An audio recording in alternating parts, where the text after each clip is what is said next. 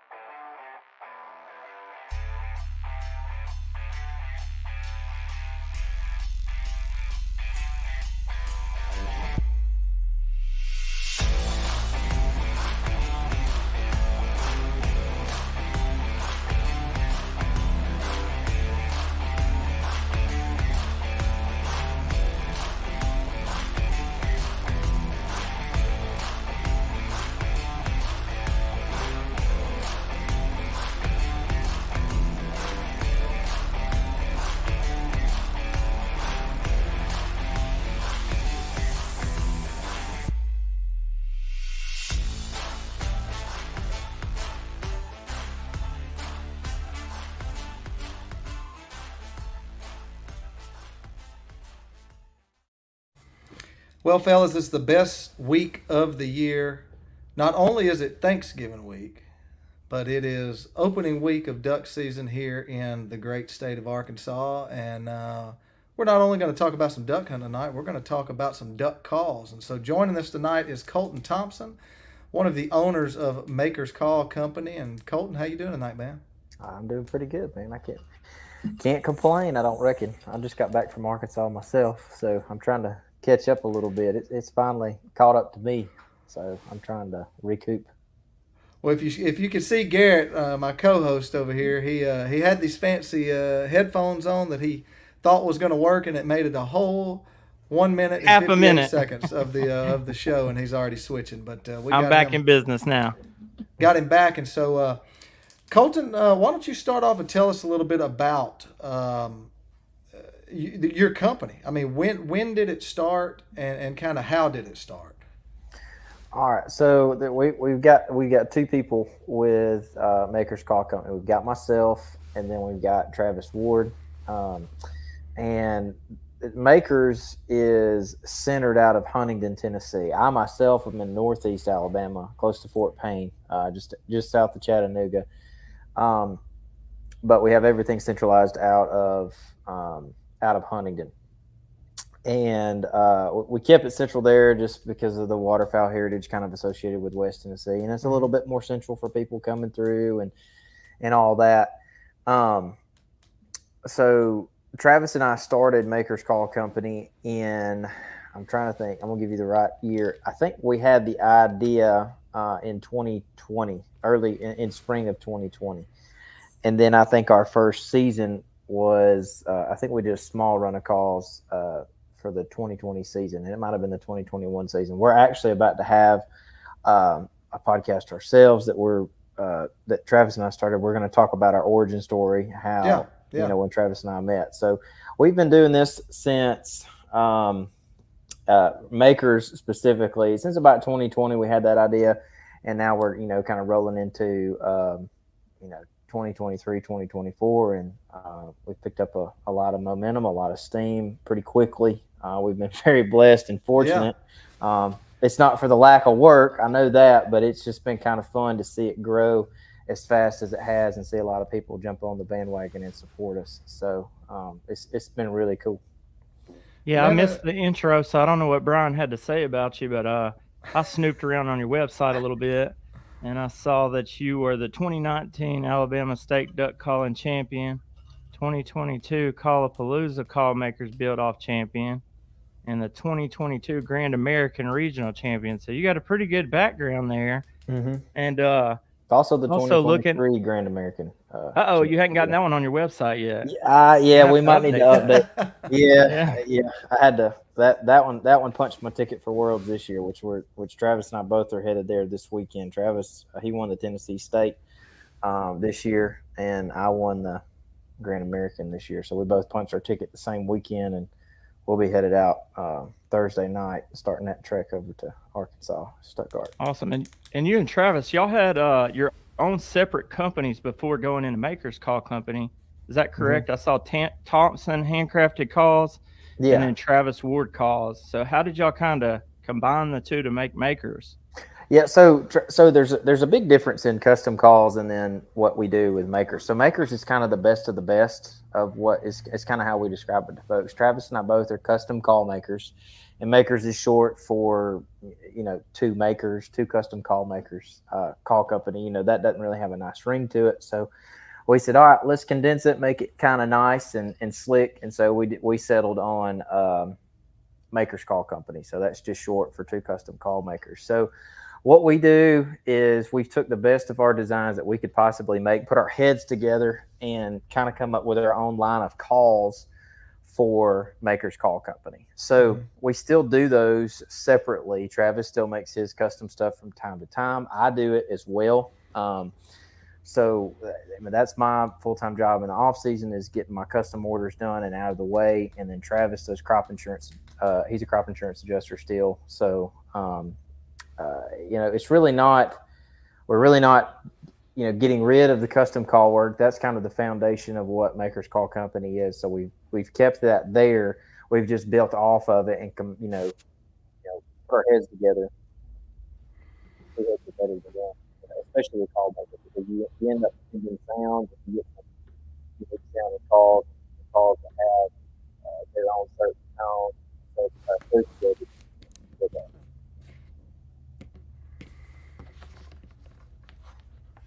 We're having a little issue with the sound. Brian, are you there?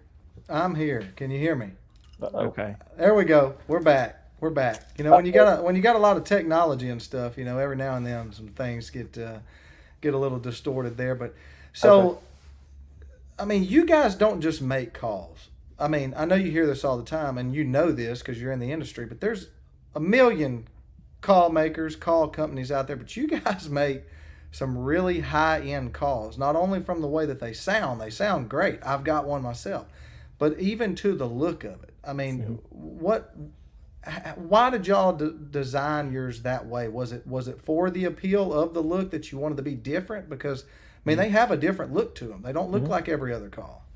Well, got a little different feel too. Yeah. Well, that's what I was talking about, blending sounds and blending shapes. We, as custom call makers, that typically lends itself to you being pretty creative, just in general. So when we put two creatives, quote unquote, together, you end up having some pretty cool looking stuff, and then you have your own unique tone and sound. And when I'm scrolling through Instagram and somebody's posted a sound file or something, or whatever, a lot of the times if they're blowing our calls, I can usually pick them out because we've sat there and spent so much time trying to get the specific tone and sound that we wanted in those calls. And because that's how we wanted to differentiate ourselves, because it's really not that difficult to make a call that sounds good. Yeah. But if you go out with a purpose of saying, hey, we want it to sound this way, and this is the sound that we want, well, now you start upping the complexity and the technicality involved with making calls. So now that's kind of the hard thing to do, is write down on paper, hey, this is the sound I want. How do we get there? That's pretty difficult to do, in my opinion, as a call maker. And so when we're able to sit down and make a call, do this exact thing that we wanted it to do, now that's a home run for us. Yeah. So when you, first off, let's kind of talk about what all you do have. So you've got a variety of different calls that you do. You're not kind of just in one lane. But for those that don't know who you are, what do you offer right now as far as the style of calls that you have? So we've got two new calls that just hit the market. We'll touch on the spec call. We've got the spec call. It's called the Tarmac. That's our new addition this year. Travis was the brainchild behind it. I let him. He hunts specs a lot more than I do, and he's a lot more educated on it. So I said, all right, that's your thing. Roll with it. And it's a really good call. Had a lot of good feedback on it so far. And then we've got the Bolo, which was our newest introduction this year in the call lineup. And I'll touch on it in just a second. But what we started with was the Origin. And the Origin is our single reed J-frame call. It's very aggressive, very loud, as kind of all of our calls. That's the one I got. Yeah. That's the one I bought from at Delta. Yeah, and it's a cool call because it's a lot different. You know, the way the call works. I say the way the call works. The way that the call is built is not. It doesn't sound like your traditional J-frame call. It's got a lot of what guys throw around and talk about as a hybrid style call, which what you're doing is kind of blending the sounds of a J-frame and a cut down together. That would probably be the most basic way to kind of talk about a hybrid style call. So that was the first call that we came out with. And it's our number one seller. It's still our number one seller because it's got its own unique tone, and I've said it before talking about it. It just sounds like a duck. It's just got it's just very good at what it does. Yeah. And then we can move over to the Monarch, which is it's a little bit smaller call than the Origin, but it's still a J-frame style call, but it's a lot like the Origin, but the difference there is it's going to be a little bit more of a finesse call. It's still going to be just as loud. Honestly, it's a little bit louder. But it's going to have a little bit more finesse, a little bit more hold, kind of squeak or squeal, whatever guys want to call it. And yep, there you go. That's a new color that we've dropped, black and gold pearl. But the Monarch it's going to be kind of more on the J-frame end of the hybrid spectrum. A lot of, in my opinion, if you're going to blow in a meat contest, you could blow the Origin or the Monarch, but the Monarch would probably be better suited for that. And then we work our way to the other end of the hybrid spectrum. We've got the Bolo, which is more of a blended sound of J-frame and cut down. The cut down element of it's going to be more cut down than it is anything really. And because it's going to run, if you look at it on paper, it's going to have a shortened exhaust. It's going to have a little bit longer barrel. It's going to be bored out. It's going to have a nice upslope to it, and it's going to have a kind of a funky cut reed on it that you're used to seeing in a cut down. So all that on paper, it sounds like a cut down, but it is, I think, a perfectly blended. I think it's a perfectly blended call that does just as much J-frame stuff as it does a cut down. So we kind of get down in the weeds of it. But after the Bolo, we've got the Maker's Cut, and then its siblings. We've got the LA Cut, the Maker's Cut, and then the short versions of both of those. So that's really kind of 4 different calls. There we go. I'm mirrored. I'm going the opposite way. We got 4 different calls in the cut down lineup. So we've got, like I said, the Maker's Cut, LA Cut, and then the 2 short versions of it. And so those are our cut down style calls. They're loud, have a lot of rattle, very aggressive. The LA Cut's going to be a little bit looser, have a little bit more rattle to it. And then the short versions of them it'll do the same thing to both calls. It makes it a little bit higher pitch and allows you to finesse the call a little bit more. So that's kind of it. That's kind of all the calls in a nutshell. Yeah. Yeah. So all these calls, do some of them kind of have more of Travis's touch on them, and some of them have more of your touch? And yeah. So the Origin it started with Travis. That was his foundation there. That was kind of what his that was some of his handcrafted calls mimicked the Origin. Correct. Yeah, that was his mainstay, I guess. That was what he liked to do. That's the way he liked his calls to sound. And he does have a unique tone, more so than me. And I'll have to give him that. He's very, very good at what he does. Well, I think it's hard to find. I mean, for me, and I think Brian's has said the same thing. It's kind of hard for me to find a good single reed that I like to blow, just because I'm not very good, probably. But that one actually blows pretty easy for me. Yeah. And well, it's user friendly, but it's pretty good for the advanced guys too. I mean, if you're well established on a call and you've got a lot of technical ability, you can do a lot on that call. There's no training wheels on it, if you want to call it that. It's a really good call. I mean, you can do a lot on it, and the best part is you can pick it up and it's almost like an automatic duck, in my opinion. Yeah. And I don't blow. I grew up blowing double reed calls, and just first call I ever had.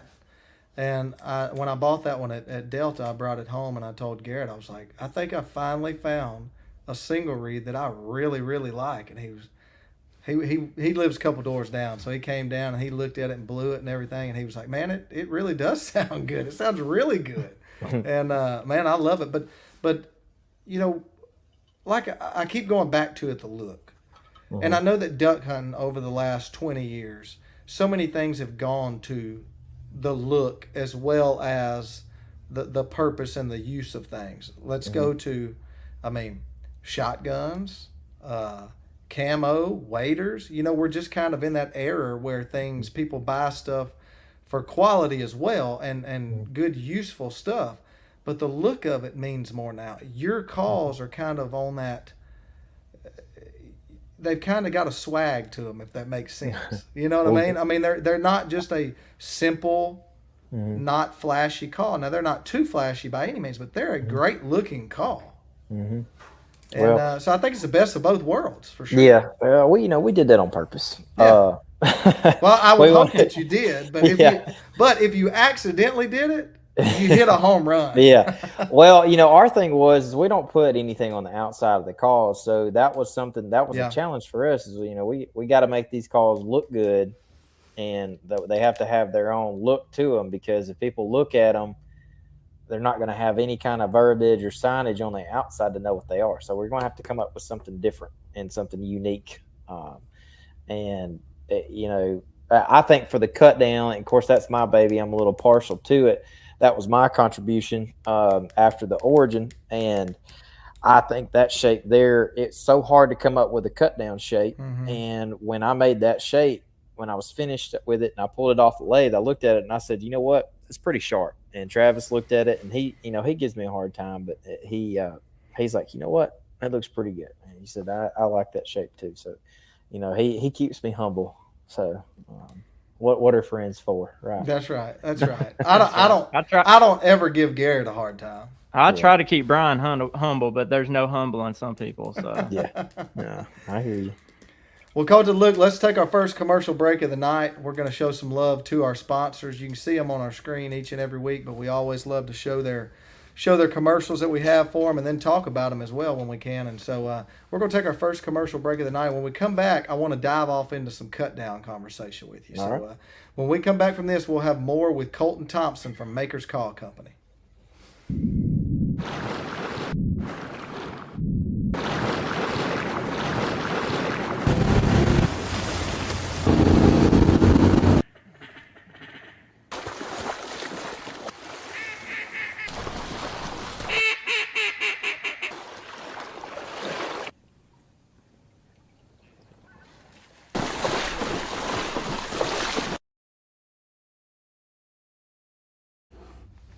Welcome back to episode 13. We are talking the sweet tunes of Maker's Call Company with one of the owners, Colton Thompson, and I'm sorry you'll have to tell your counterpart.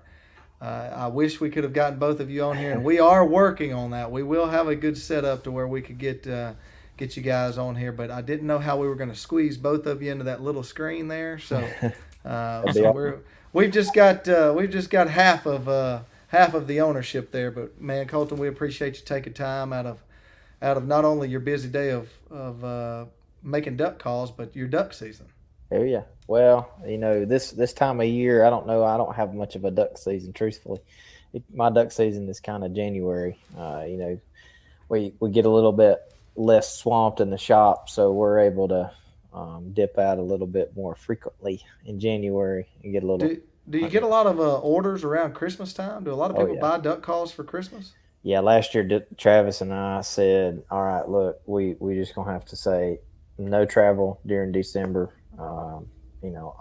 Unless there's a really big front coming down and you get a good push of ducks, we got to make that exception. But we can't just slip out and kind of be hunting as much in December because we have so many orders. December's our biggest month of the year, so we got to get that stuff in and out, and so people have their calls in time for Christmas and all that kind of stuff. That's right. So, that's kind of the catch of being in the duck hunting industry. I feel like that's an industry that a lot of guys would love to be in, but then you get really busy during the time that you like to be out hunting. Oh yeah. Oh yeah, but we get turkey season to ourselves pretty much. We do some turkey There you go. calls, but Just don't that's start making turkey calls. yeah. Well, we do make turkey calls, but Oh, it's very it's seasonal. Yeah. It's very limited. We're like, all right, we've got this many calls. This is what we're gonna do when we're out. We're out, and then we don't even offer them during duck season or any other time of the year. So, once we're out of those, that's it. Travis and I are boots to the ground and kind of unplugged for a while because that's our off time, I guess. Mm-hmm. So right. that way we can still enjoy the outdoors. Well, let's talk about some cut down calls for a little Okay. bit. I know you make one, and I personally don't blow a cut down because I didn't grow up blowing a cut down, so I don't blow one very well. I don't take the time to try and learn to blow one very well. But I'm very intrigued by this. The last 10 years of this cut down. I don't even know what you'd call it. I mean, cut down calls Frenzy. have become so popular over the last few years that it's just unbelievable. Mm-hmm. So with you being, uh, in the call making industry, of course, I'm sure before you technically started selling them, you were still involved in some way or even making them yourself. Mm-hmm. Why is that? Why has it gotten so popular? Well, this is one guy's opinion, and Well, tonight's your show. We just want your right. opinion. Well, I'll tell you why I decided to start, learning how to blow them is because I think, and a lot of people are probably like this, is as a whole, we've been told cut downs are very difficult to figure out how to operate. And I think, as most people probably are, as most red blooded Americans are, we like a little bit of challenge. And Mm-hmm. so, it is a challenging style of call to learn how to blow, and especially your traditionally cut olds. Yeah. So, as over the past 10 years, we've figured out how to make them still, a little bit more user friendly and still get those Mm-hmm. top end notes and sound like a cut down. But I think the popularity has come because of the difficulty that's in front of you learning how to blow the call. And then on top of that, you're starting to see guys have a lot of success with cut down calls, even outside of the timber. Of course, that's where they started. But there's still a lot of guys that we get feedback from that says, "Hey, I use the maker's cut in the field, out west, Mm-hmm. where there's Mm-hmm. really not a lot of flooded timber." Guys are still having a lot of success with that, and I think it's just, I think it goes to or goes back to the tone that's associated with that cut down. It's typically a little bit deeper pitch and has a little bit more bass to it. So it's just something that a lot of ducks aren't used to hearing, kind of all the way down the flyway. Well, and that's That's my- kind What of is what it I about? was. Yeah, That's what that's I my was going to opinion. hit on there is that it's different. That's what I hear from a lot of people. Like where we hunt in Southwest Arkansas, not many people blow cut down calls. So of course, with me, I've bought a couple. I've tried to blow a few or whatever, and I've just blow on a couple times. I sit to the side because I'm so terrible at it. But people around here have told me, man, if you'll learn how to blow that cut down call, no one else around here is blowing it. So do you think that has to do a lot with it, that people are Yeah. trying to get that edge, because it doesn't matter what comes out next in the outdoor industry as a whole, especially the duck hunting world. Everybody's Yeah. always trying to get that next edge over somebody. So, Yeah. that call somewhere like this may be golden. Yeah. Oh, yeah. And I think there's a lot to that, especially if you can figure out how to blow them the right way. You can blow a call, but, operating a cut down does, it requires some practice, and it is different than blowing your traditional J-frame. So if you're in an area saturated with hunters that are, blowing your traditional J-frame style calls, and you pull out a cut down, odds are that's probably going to give you a little bit of a competitive edge. So, yeah, I would agree. I would agree with that statement. What Garrett, is it you about were the gonna say something? design? Yeah, the design of a cut down that makes it harder to blow. It seems like, you pick one up, and I feel like for somebody that's used to a J frame style call, it just takes so much air. Well, I the feel like I'm barrel's gonna blow a bigger, so lung I out. would. Is it because the barrel's bigger It's that it hard. takes It's harder more to air? get back pressure. So it depends. If you've got a shorter barrel cut down, that's why those shorter barrels have become popular with some folks, is because they don't require that. You don't have to keep that reed going. So if you've got a shorter barrel call, it allows you to, You don't have to continually pump air into the call to keep the reed operating. So there's that. But yes, So are the reeds different? so the reeds are different. Yeah, I'll touch on that. So the Okay. barrel traditionally on an old is a lot longer Mhm. than what you're used to seeing Right. now on a lot of calls. Even further back in history, even your real foot style calls and your J-frame Mhm. style calls they had longer barrels, but now Mhm. we figured out how to shorten those up. But So that longer yes, barrel is going to take more air to even get it started. yes, it is, and it changes the tone and the overall feel of the call too. Even small, very small adjustments, even going from like 2.9 inches to 2 3/4 makes a huge difference on a call. There's a little bit of gold nugget for anybody who's struggling with their call. You may want to check your barrel length. So, um, the barrel plays a big role in it if you're talking about a longer barrel. But your bore system is set up different in a cut down style call. It's a lot bigger, so you're going to have a lot more air cooking through there. And then probably though probably the most influential portion is the reed. It's a 14 mil reed instead of a 10 mil reed, so it's thicker. Mhm. Mhm. So naturally, it's going to take a little bit more It's gonna force take to get the more. thing moving. Yeah. Yeah. So Huh. Well, we're just learning Makes all sense. kinds of new stuff. yeah. So, I mean, me personally, you hit the nail on the head. I mean, you've seen calls over the years get shorter and shorter and shorter. I mean, and even some, very small calls. I don't know if it's maybe just a little old school part of me or what, but I like the longer Mm-hmm. look of the Yeah. barrel. Just like the call that you guys just came out with. I mean, I like it, just the look of having a little bit of a longer barrel on it. I Yeah. don't know why. It looks kind of old school to me, I Yeah. guess.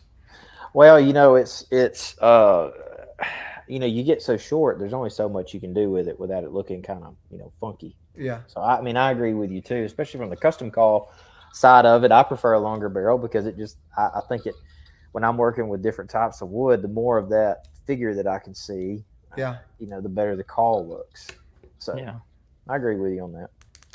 So on your J frame calls, I Mm-hmm. mean, what do you do anything that's and don't give us any secrets or whatnot. Don't put it out here for everybody to hear. But I mean, is there anything special that you do that's like your touch to it that Mm-hmm. that other people don't do? I mean, and you may not could tell us, but Well, I mean, we've got reed kits set up for both the Origin and the Monarch right now, and we'll have one for the Bolo as well. And those reeds are lasered cut specifically for the call, so that mm-hmm. you're not going to go get purchase a reed kit from somewhere and cut your own reeds and have the same stuff that we do. So we've even gotten down to the point where we've obviously built our own tone boards, drilled our own uh, uh, you know drilled our own exhaust, drilled our own tone channels, have everything set up that is unique to us. But on top of that, we've layered our reed system along with it. So I think for me, I think that's the unique element that we have as a call company, that we sit there and dial each thing in every year. And the reed kits were new last year, and then we retouched them this year and even updated them even further. So Mm-hmm. with us being custom call makers, that's kind of what we do. We just sit there and mess with stuff. Um, and try to make it just a little bit better and get it a little bit more dialed in as we progress. So what is what is what is your favorite call to blow? Are you a cut down guy? Is that all you blow, or I mean, what if you had to pick up one call and say this is my favorite? Man, that's tough. It's hard for me because I make custom calls and we don't have a custom call of mine in the lineup except the Maker's Cut. So I've got a couple different J frames that I like. We haven't got there yet on putting one of my J frames in the lineup. Man, it's really situational for me because I'm always kind of product testing. So I'll keep a couple different calls in my bag, and throughout the hunt or several days, I'll try to figure out something that I'll try to blow the call outside depending on what situation we're in. So I'm always kind of product testing for me personally, if I was going to blow a call, I would probably keep one cut down on my lanyard and then one of my custom J frames on there most of the time, and then I rotate in the Origin a good bit. I think that's a fun little call. Now we've got the Bolo, and so that I hunted with it this weekend and I loved it. And then the Monarch is fun too. So it's really hard for me to pick. I'm partial to them all, but honestly, I just keep a bag full of calls and I go through them and change them out. It's hard for me to pick. Yeah. So Zach, our buddy Zach Randall from Reaper Boats, he was on a couple episodes ago with us, and he wants us to ask you about NWTF 2023. Is there a good story that needs to be told, or should we not tell it live? Oh no, we can air it out. That's fine. I mean, we just got tucked over there along with Zach in the land of misfit toys. We were in a separate building from the convention, and really? The way we understood it when we were signing up, okay. So let's back up. I don't want to be ungrateful because we ended up having a great show. We made it work, and we did well. But getting in NWTF is difficult in and of itself. You have to get on a list and all that kind of stuff, and you just have to keep chipping away. The squeaky wheel gets the grease. It's definitely fitting for the situation. But we got in a place. And the way we understood it is, you walk in the main hall here, and then you can slip left or right, and get into this side hall that's really close to the main thing. So we thought, okay, that's not a bad deal. That's fine. Mm-hmm. Well, turns out you had to go to the front door of where you get your tickets, grab your tickets, and then make a complete 180. And go out the door and walk 5 minutes. I timed it because I videoed it and time lapsed it so people would know where we are. You had to go out the lobby, walk out through the parking lot, and then walk up this little awning, and then we're in the building where the custom call making contest is, which is fine. We love being over there with those guys. We know a lot of those guys totally fine, but there was several vendors tucked over there with us, and we were pretty puckered up the first day because we were like, well, we're not getting a tenth of the traffic that everybody else is getting. So wasn't ideal, huh? No, it wasn't ideal, but we ended up having a great show, and I really can't complain. But Zach made it fun. We were cutting up and had a good time, but I probably got a little too fired up about it, but you'll have that, you'll have that when it's your business. So, you got to do that sometimes. I keep telling Garrett there's nothing wrong with it getting a little fired up. He disagrees with me. He's Mr. Calm and Collected, but that just means you care. Yeah, that just means you care. That's right, Garrett. I just care. Yeah. You're the only person that gets me fired up, just about. So, what does that say? Well, look, let's take another short break, and when we come back, let's talk a little duck hunting. Let's. Okay. You said that you have you gotten to hunt yet? I did. I went out there for the opener this year. Okay. First of the Arkansas opener, of this week. Well, let's take a little short break. When we come back, we're going to talk a little duck hunting with Colton Thompson from Maker's Call Company. We'll be right back.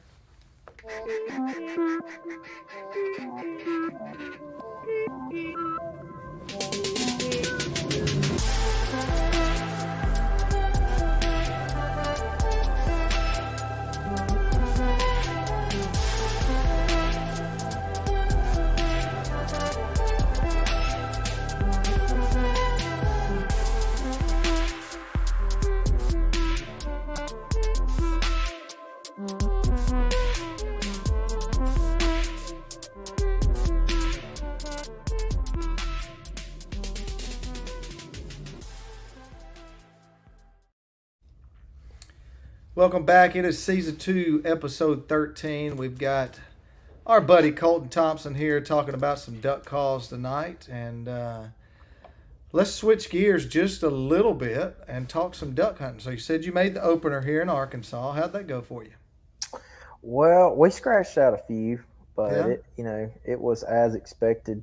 There's not a lot of water. We found some water, but we saw a lot of birds, but most of those birds had their mind made up, where they were going. So, but we scratched out a few, and it's always mixed emotions on the opener. You're excited to get out there, but you really don't know what to expect, and but you're there, so you make Yeah. the best of it. And it was a good time. Had a good group of guys with us, so I really can't complain too much. The only thing I would have changed is maybe I had a little bit more water and a few more birds on the strap, but That's right.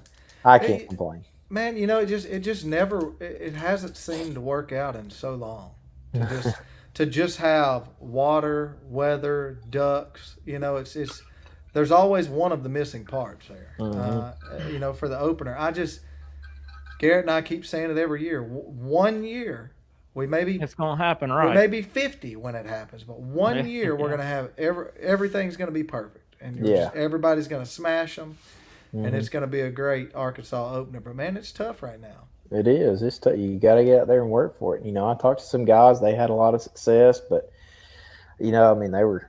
You got to be there. You got to have your boots on the ground, and that's just. I'm just not. I'm not able to do that right now myself personally. We Yeah, get guys in the group, but I'm. With the way work is set up for me with calls and stuff, it's just hard to do that. And I'm fortunate that I've got some good buddies that'll let me come tag along. So Well, being from Alabama, you probably know the importance of putting the boots on the ground and looking. Because I don't know anything really about Alabama duck hunting. Do you duck hunt there? Not much. I've got a Not group of much. buddies. Yeah, no, I've got a group of buddies here that they do put in the work, and they do very well for the amount of work that they put in. And I mean, they were even scouting this morning in the rain, and so it was.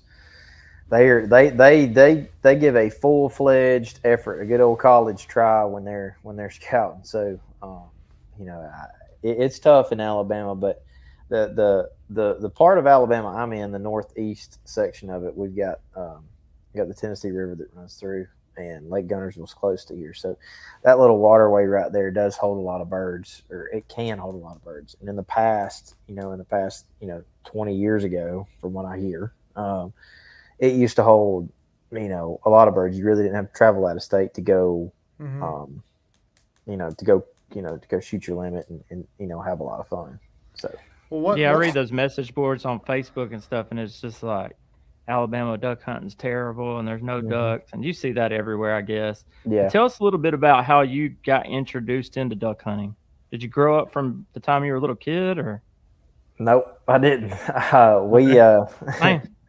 Yeah, so I started in my first duck hunting season was 2017. That was the first time I had went duck hunting. So we're on year, let's see, 7, 8, 9, 20, 21, 22, 23. So this is, if I counted right, that's 20. Is that 23 to 23? 7. Is this 7 seasons? I think. Is that 7. right? Yeah, Yeah, that's yeah, right. 7. I've got an engineering degree. I should be pretty good at this. I should be able to rattle that off pretty quick. So this is 7 seasons for me. So I've had 6 seasons under my belt. No, I didn't start out as a waterfowler. I don't think you typically do in Alabama unless you're in, uh, unless you're just lucky, I guess. But I started 2016 was my year of graduation from college, and then 2017 I had a little bit more time on my hands, and I had a little bit more dispensable income because waterfowling is not cheap. So I was able to. Sorry, I've got a pup in here, and that's she's all right. typically pretty quiet. I may have to jump her over in the other room. Um, I started, like I said, started in 2017, and then I started with my cousin, and we started in Alabama, and then I moved to Huntsville in 2018 and met a group of guys that did travel to Arkansas a good bit and kind of got in with them, and they were pretty good callers. They helped me with my calling, and that kind of rolled into competition calling, which rolled into call making, and then of course, as you're doing all of that, the hunting kind of comes with it. So, and I've met a lot of really good people along the way that allowed me to kind of jump in with it and hunt, teach me a good bit of stuff. Travis obviously being one of them, and then I've got a good buddy that I met through competition calling, Trey Morris, and he took me under his wing early on. He was nice enough to invite me out and let me hunt with him in Arkansas a good bit. So that's a quick backstory how I got started. I know it's a little quick from point A to point B from where I was from where I'm at now. So hopefully that doesn't take any kind of validation away from what I'm doing. But No, absolutely I don't not. think so. I think 7 years to get from where you were, not even a duck hunter, to where you are right now is pretty impressive. well, I love it. I really do. You don't have to be a duck hunter if you can make a duck call sound the way that you do. Well, I didn't buy a duck call from you because I just knew that you had 20 years under your belt. I bought it because of well, first off, the curb appeal. I mean, how beautiful it was. But then when you blow it, you're like, man, this thing's like a Cadillac. Mm-hmm. Yeah, well, maybe that's the next one you should name. You said y'all have y'all have yeah. problems That's pretty. I mean, it's a new cut down coming out. So I mean, we're gonna need something. So yeah. Cadillac may not be a bad deal. Named right here on the blind. You heard it here there first. You go. Yeah. It may not be a bad deal, but yeah. I mean, like I said, that's the quick and dirty on the backstory of how I got started hunting, and fortunately now with some of the contacts that Travis and I have made, we get to go hunt some pretty cool places. And well, in Alabama or even here in Arkansas, I mean, what do you guys, what do you have the opportunities to hunt? I mean, you come here and hunt flooded timber. I mean, what kind of terrain do you have there in Alabama? I mean, is there any timber there, or is it backwater off the river? Yeah, mostly. I mean, I guess some pockets it would look like timber. Yeah. But a lot of it's just backwater off the river, sloughs, and you've got some open water stuff too in Alabama. But Travis in his lease, it depends on kind of where he's at. The lease he's in currently, it's a field, so he's got a really nice Cadillac blind, and he cooks breakfast and all that. So they've got a really nice setup, and I jump in with them when I can, because truthfully, you don't even need a pair of waders when you're with them. So yeah, it's pretty nice. Yeah. Well, we've asked quite a few people on this show, and I think it's fitting, But what is your favorite duck to kill? All right, so my favorite one that I want to kill and never have is a black duck. I think they're beautiful. They're very simple. That's a bucket list bird for sure. It's a bucket list bird. Yes, it used to be a pintail, and then I shot a few of them, and I'm like, all right, the black duck is next. Well, there's some people that kill a bunch of them. Yeah, I know. And they don't think it's anything. Yeah, I know. Yeah, exactly. The black duck's always been there, but been a little bit more unrealistic for me. Yeah. Now there are several in Alabama, and I've got a buddy. I mean, he seems to always have a few kind of floating around. But a greenhead, though, I mean, if we, the black duck is what I want to kill. But I mean, if I had to pick, I guess I'm a traditionalist, a purist on that aspect. It's got to be a green. The green gets you out of bed in the morning, huh? It does, man. They're just pretty. I mean, mallard is king. I mean, they're king. It is what it is. You can't help it. Yeah. But I agree with you. You hit the nail on the head right there. I mean, a black duck is a duck that I've wanted to kill for a long time, and I never have. Yeah. Now we've had some good hunts though with our out west, and we've shot some geese. And I'll tell you, some of the funnest hunts that I've been on have been shooting geese. Big feeds of those of cackler. I mean, we shot a lot of them in cacklers, but they almost work like like ducks do. I mean, they respond to calling, decoy, and all that kind of stuff. That, to me, that's been one of the most fun hunts that I've been on. So, yeah. Well, yeah, like I said, I mean, of course, everybody wants to kill the mallards, and they're fun, and I mean that's why you get up and go. But man, I'm just dreaming of the day I could kill a black duck. I want one so bad. Me too. Maybe it'll be this year for both of us. Guess I heard a lot of people kill them like more out in California and stuff. I don't know if that's true, but I've heard that. Where did you read that? Facebook? I don't know. It's just stored up here somewhere. I don't know where I got it. Well, it seems like to me there's a lot of people over on the East Coast that shoot them. I could have got my coast confused. Who knows? Brian knows my sense of direction. Oh man, he if there wasn't a camera directly in front of him, he wouldn't know which way to look. I mean, his sense of direction is going to be. Don't get carried away. Well, look, let's take one more short break. When we come back, we're going to have our final segment. Let's talk a little bit more duck hunting. Let's talk a little bit more about the call company, and we'll wrap it up because I know you got plenty of stuff to do. But if you are tuned in on Facebook, we appreciate you for watching. And also, if you're listening on Apple Podcasts or Spotify, make sure that you subscribe And also go over and give our friends, Makers Call Company, a follow on social media as well. But we're going to take a short break.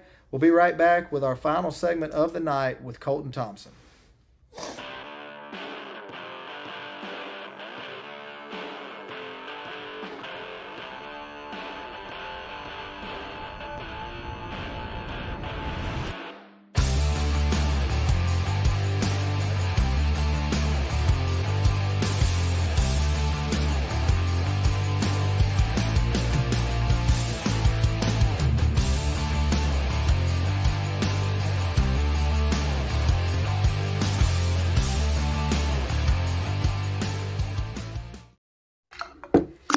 So welcome back here, our final segment of the night with the man Colton Thompson, one of the co-owners of Makers Call Company. Colton, we appreciate you for being with us tonight, buddy.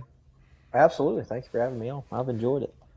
So, I guess let's kind of start this off. What social media and where all are you guys? So we've got Instagram and Facebook, and then got a TikTok that probably needs a little bit more love than it gets. So I'm trying to work on that. I get pretty tuckered out because I handle all the socials for us.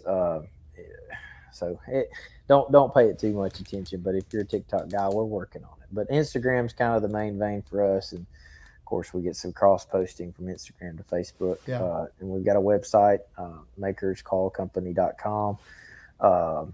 And that's pretty much it. We've got an email too. People still email, but we've got our cell phone numbers on the website now. So everybody's done figured that out, and that's gotten to be dangerous.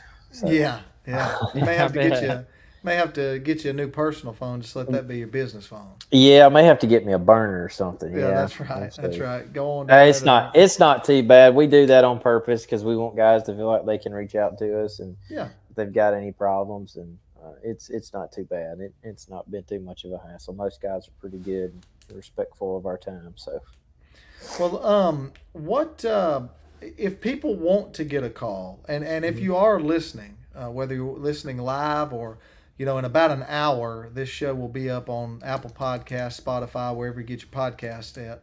But if you're listening to it, you're going to be able to grab this show way before Christmas. But do people still have enough time to get a call before Christmas? Because or do you only put out for sale what you have made? Do y'all do custom orders or anything like that? Well, on the maker side, no, we don't do custom orders. I mean, what we have in inventory is what we've got. Now, we do try to keep a pretty heavy stock of all of our calls at all times, especially this time of year. But we sell a lot of calls this time of year too, so we're constantly having calls, reordered and coming in. But yeah, I mean, we try to keep, like I said, a good heavy stock this time of year, and we should have just about everything. Actually, me and Travis did inventory today. We're a little low on Origins, but they're coming. We've got more coming back. That's our number one seller. We sell a lot of it, so it's hard to keep it in stock. Now, do both of you still do custom calls on the side? Mm-hmm. Yeah. Well, I mean, so custom calls for me is full time. I know you do, but I didn't. Now Travis, he still does some custom calls throughout the year as well. So what about wants the one of those? Do we message you directly on your Facebook, Instagram? Yeah, so on the custom side of things, if you did want one, you could message us independently. I've got Thompson Handcrafted Calls is my Instagram handle, and then I believe Travis's is Travis Ward Calls. What's the typical turnaround time on a custom call? Right now, for me, I'm about a year out.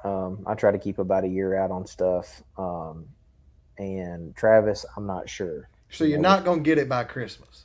Well, I opened my 2024. Yeah, I try to, like I said, I try to stay a year ahead, or I guess a year behind technically, so that I got my work lined up for me. But yeah, if I can get them done any quicker, I will. But I try to keep it just kind of consistent through the year. That way, I got a nice steady stream of stuff coming. Well, and when people hear that, there may be a little shell shock to that, but not to me, because I've seen your calls. I've seen your makers calls. I've seen, I follow you on, on all of everything. So I've seen your custom calls. I mean, you put the time into it to make great calls with either brand. So I mean, being a year out, I would feel comfortable, ordering one from you because I know you're going to take the time, and when it gets here, it's going to be it's going to be top notch. It's like Well, appreciating a piece of art. That's right. You don't expect somebody to make a Van Gogh in a day. all right. Yeah. It takes time and effort making it right.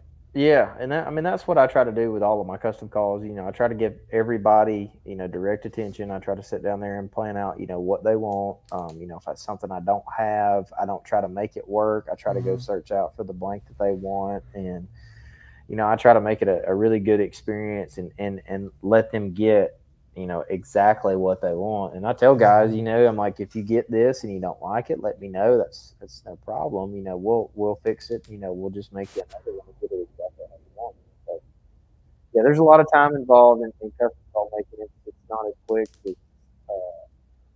as CNC calls, but it's a lot of fun. I really. So how long does it take you to turn around a custom call? Just one of them. I mean, to start to finish. Yeah, well, that's a loaded question. It depends on how many times. Yeah, it depends on how many times my phone rings in a day. Yeah. Which right now is pretty. But perfect case scenario. A perfect case scenario, I can probably knock one out in an hour and a half, maybe 2 hours. How many custom calls do you do a year? Last year I did like 230, I think. I think I just labeled my last one. I think it was 241, and I started last year at the end of October because I got my new shop built. Is when I started back over and I started numbering them out of my new shop. So that I could keep track. So I know, I know how many I did this past year. I did about 230, which is, I think if you average that out, it's like 4 or 5 a week. So that's pretty busy. Yeah, that was pretty busy. That was more than I kind of anticipated, and I didn't know I had done that many. But yeah. So what's coming down the line for Maker's Call Company, and then also for your custom stuff? I mean, you got anything cool? Before we went on air, you told me that there's some stuff coming for Makers, and I mean, do you have anything coming as well? Yeah, so for the custom call stuff, I mean, this year was the year for new stuff. I started in January of 1. This year I had one style of call that I made. At the end of this year, I've now got a new style J. I'm sorry, I had 2 style calls that I made. I made a cut down and made a J frame, but I introduced a new style J frame, and then I have 3 what I call heritage versions or antique versions, or kind of more old school looking versions of each of those calls, of the cut down, the new style, and the old style. Yeah. So really, I've introduced 1, 2, or 4 4 new calls in the custom call lineup for me. And then for the Maker stuff, we have, we've rolled out the Tarmac this year. We've got the Bolo that just hit.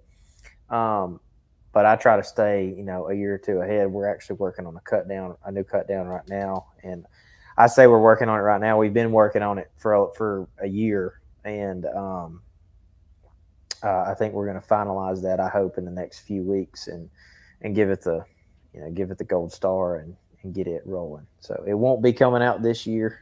So if anybody's listening and getting excited, it's not going to come out this duck season. I think we will probably roll out that call at NWTF in ebonite for the first time. We've never done an ebonite material. NWTF's in February? That's right. Yeah. Is that right? Okay.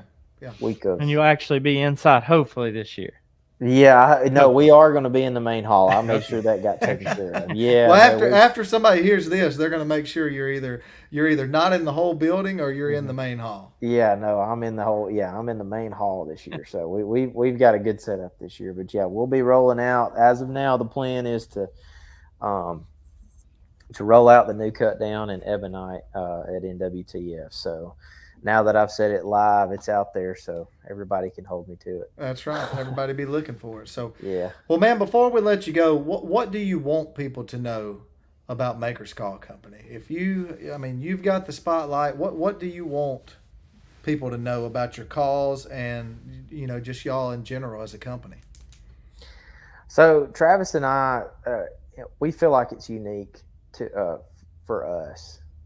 Is that, or what we feel like is unique for us is that, obviously we've already touched on it a good bit, is that we're custom call makers, but what we want people to understand is why that's important is because we don't, we sit there and we make our own stuff, and that's why. And you've given us the compliment this show of things being unique, having their own kind of look to them. We want people to understand that we've poured a lot of time, a lot of sweat and blood into this, because I've been cut a few times on the lathe. We've really put our heart and soul, as cheesy as that sounds, into making these calls and making something that we think is I can't say better, but is specific to us, and something that we think is a really great call or great calls, plural. Yeah. We've the attention to detail that we feel like we have is that's kind of what we hang our hat on, and we really take pride in. Well, and there's this, and I'm glad you said that, because it's spot on. I mean, 100% of what I think of your company, both of them. But what you're doing is so different than just your generic buy at Bass Pro or Walmart, chain made. Those calls to me are just like a McDonald's. I mean, there's just one. You walk up and down the aisle, and it's the same old thing that's made in China, and it's there's nothing unique to it. Now, back when they first started those call companies, it may have been, but you guys, I mean, take the time to really handcraft and make a really good product. And I think, to me, the reason it's so intriguing is because of the time and the effort and the uniqueness of. Is uniqueness a word? I don't know if it is or not, but that's what intrigues me about it. When I think of your calls, I think of the singer Hardy. The guy that's he's kind of cutting edge or whatever. I think of him with a glass of whiskey and a cigar in his mouth. That's what your calls look like to me. Like that's what I vision. If your call was a person, that's who it would be. Now I hope and I'm not even talking about his musical taste, but that's what your calls look like to me. I mean, it's just got a uniqueness to it, but with a little bit of a cutting edge, and a lot of a cutting edge. But that's what I see, man.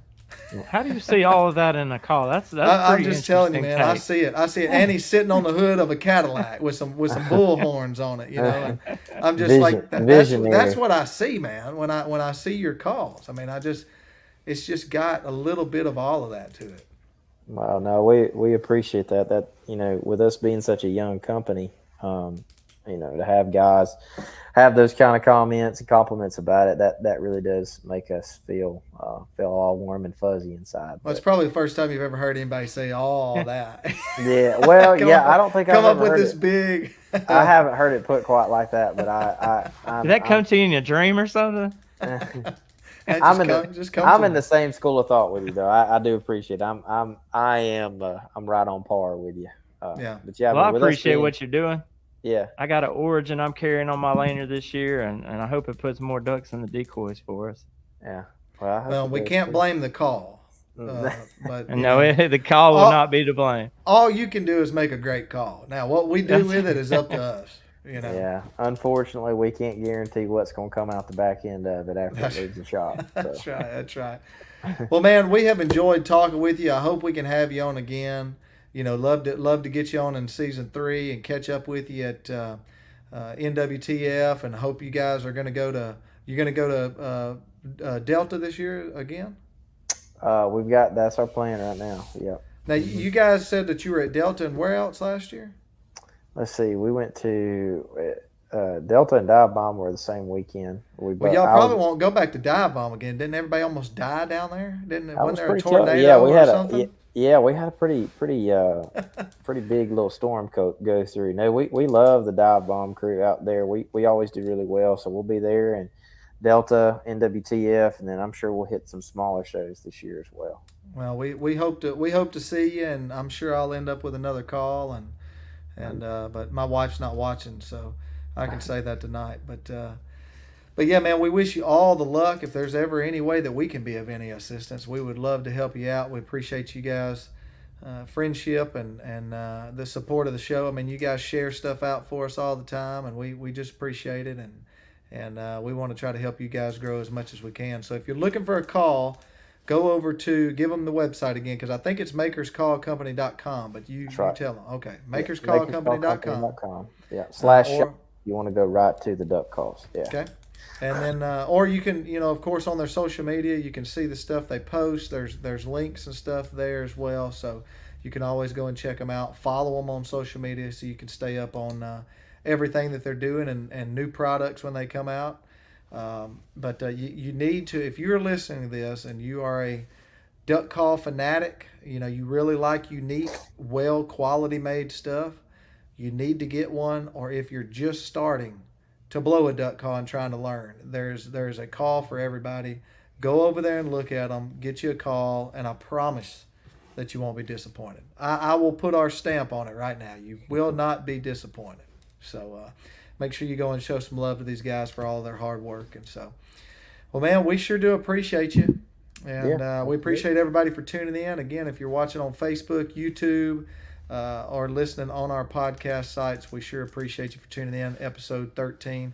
Make sure you tune in next week. We'll have episode 14. And we'll see you next time right here on The Blind.